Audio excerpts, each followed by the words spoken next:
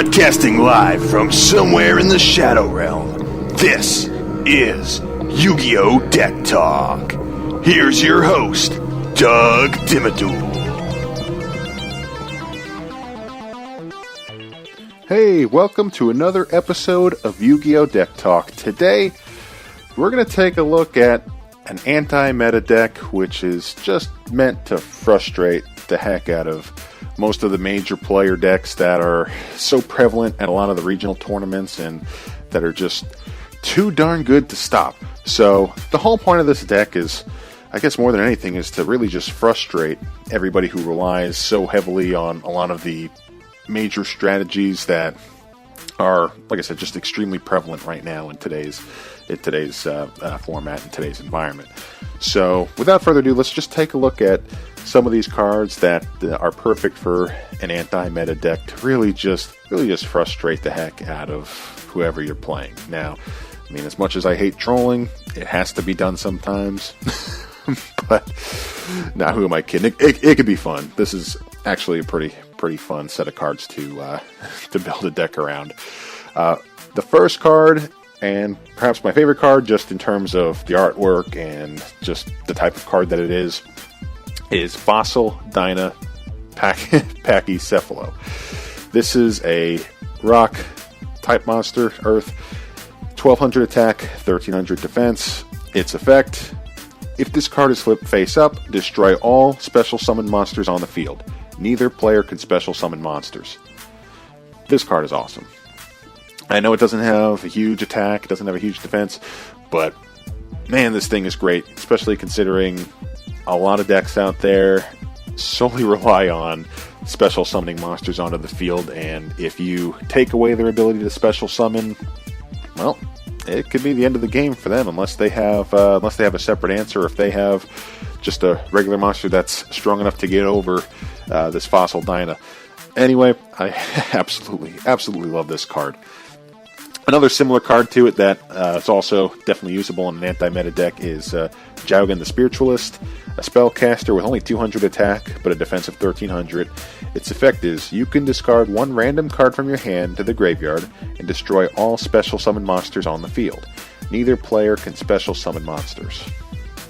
Again, it's basically the same type of effect as Fossil Dyna, and my goodness, this thing is great just to keep your opponent from special summoning any of their monsters.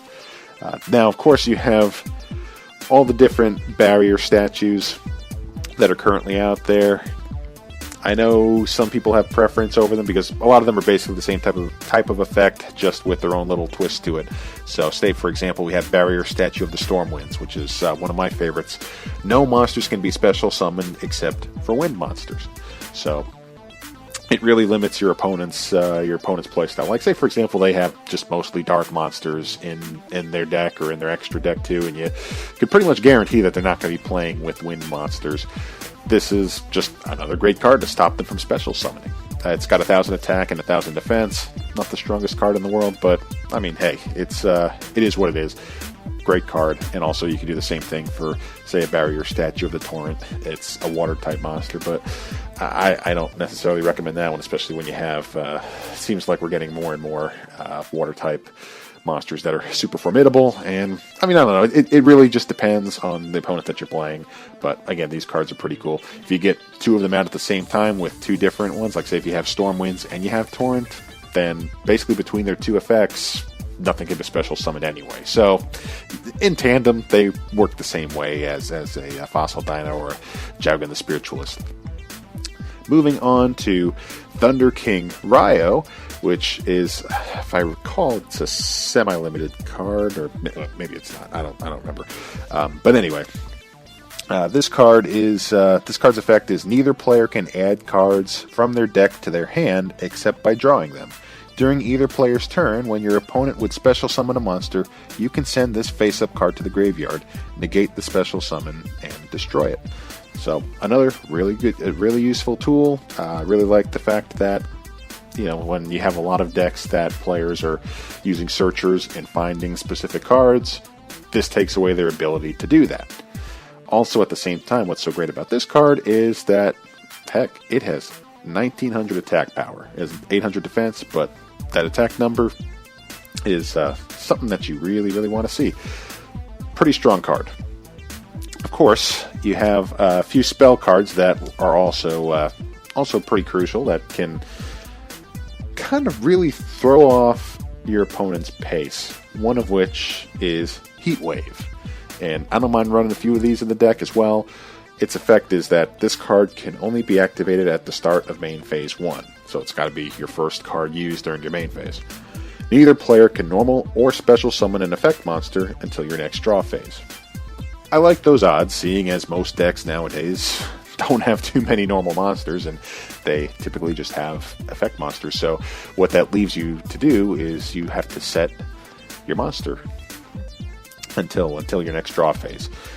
Perfect way to set up a monster such as Penguin Soldier, which I know it seems a little outdated, it seems like a blast from the past, but I still love this card. It's an effect monster that has a flip effect where you can return up to 2 monster cards from the field to the owner's hand. It's a great way to stop those monsters who may have effects that they cannot be destroyed.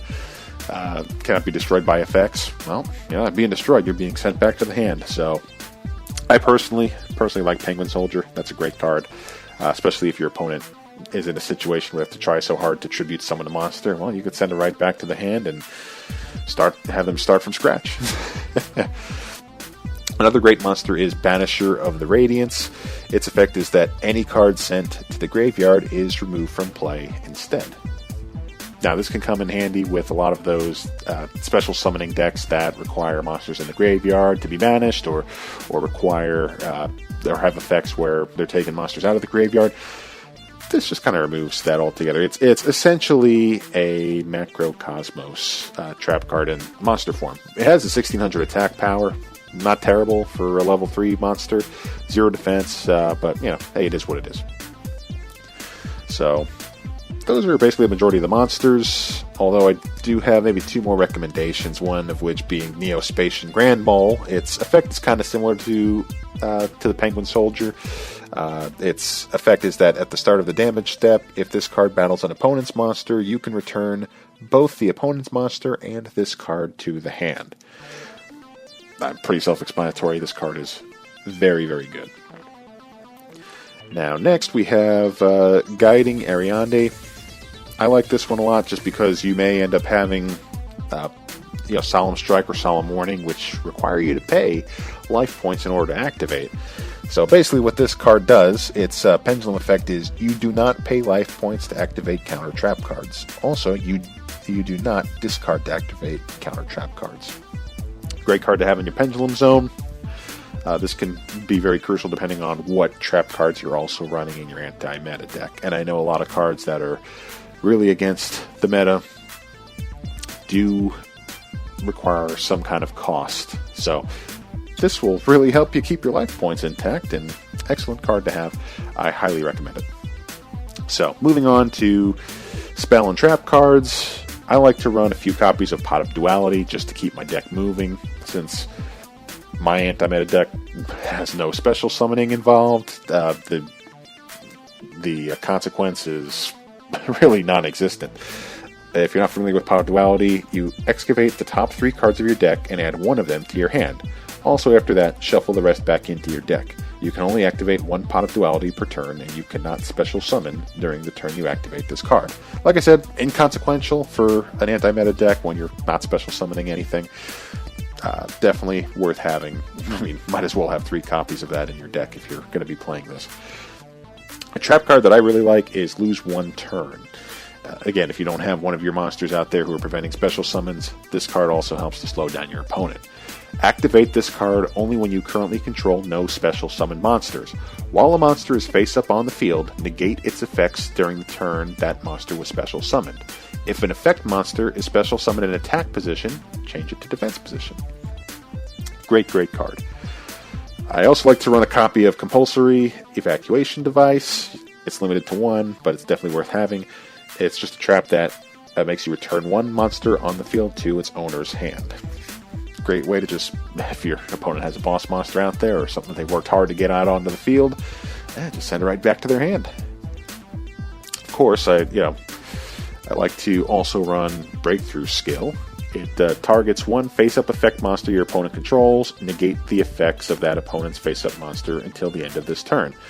During your turn, except the turn this card was sent to the graveyard, you can banish this card from your graveyard, then target one face-up effect monster your opponent controls. Negate that target's effect until the end of this turn. So this card's great, kind of does double duty. It gives you 2 opportunities to negate your opponent's effect on one of their monsters. Just an all-around good card to have. I like to run Mystical Space Typhoon, a few copies in my anti-meta decks. I know you could also run a Twin Twisters, but at least for the sake of my builds, I don't like to have to discard other cards from my hand in order to use something like Twin Twister. I mean, like I said, there's no wrong way to do this. I just tend to lean towards a Mystical Space Typhoon. So anyway, some other good cards to have in an anti-meta deck would be definitely Moon Mirror Shield. This equipped card is freaking amazing. If the equipped monster battles an opponent's monster, during the damage calculation, the equipped monster's attack and defense become equal to the attack and defense, whichever is higher, of the opponent's battling monster plus 100, during damage calculation only. If this face-up card is sent from the field to the graveyard, pay 500 life points and place this card on either the top or the bottom of your deck. So what this essentially does is, say for example you have your Fossil Dyna out there, or you have your Jowgen the Spiritualist out there. Yeah, they may not have that high of an attack, but you attach this card to it, this Moon Mirror Shield card, they'll be able to get over just about any monster, because it's always going to be plus 100 as long as they're battling. So heck of a card to have. Love it. But this is not the only potential power booster that we want to have in this type of deck. What I like to have is Phantom Knight's Wing. This card is a trap. It's you target one face-up monster on the field and it gains 500 attack. Also, the first time that target would be destroyed by battle or card effect this turn, it is not destroyed. You can banish this card from your graveyard, then target one the Phantom Knight's monster in your graveyard, special summon it, but banish it when it leaves the field. You can only use the effect of Phantom Knight's Wing once per turn. The reason I like this card a lot is that it doesn't matter what happens to the card afterwards. It doesn't need to stay equipped to the monster. It just boosts the monster that you're targeting 500 attack points. So it could definitely stick around with that monster. So what it would do to your Fossil Dyna is it would boost its attack to 1700 after you activate it. Potentially you could have another one, add another 500 attack to the monster as well. But of course, the other nice thing is that it prevents a monster from immediately being destroyed given a card effect or given battle. So either way, this thing is multi-purpose. I like it a lot. I've seen other scenarios where people use Phantom Knight's Sword. Activate this card by targeting one face-up monster on the field. It gains 800 attack. Also, if that target would be destroyed by battle or card effect, you can destroy this card instead. When it leaves the field, destroy this card. You can banish this card from your graveyard, then target one the Phantom Knight's monster in your graveyard, special summon it, but banish it when it leaves the field. You can only use this effect of Phantom Knight's Sword once per turn. So again, it's a continuous trap card versus Phantom Knight's Wing just being the trap card. But anyway, there's multiple ways to do this. It's really just up to your preference. But all in all, just if you're planning on building just an absolutely frustrating anti-meta deck, these are definitely some of my my recommended cards that should really help you get people frustrated. I know we don't want to do that all the time, but I mean, geez, it's just too fun. Anyway, that's it for today's episode. If you have anything that you want to add that you think would go great in another anti-meta deck, just feel free to get in contact with us on Twitter at YuGiOh Deck Talk, or come talk with us on Facebook. Just search YuGiOh Deck Talk. We're around. So anyway, hope you enjoyed today's episode, and I'll see you next time. Join us on Facebook. Go to facebook.com/YuGiOh Deck Talk. Tell us about the decks you want to see broken down and analyzed. Discuss strategy and new cards. Meet other duelists. It's all on the YuGiOh Deck Talk Facebook page. Like it today.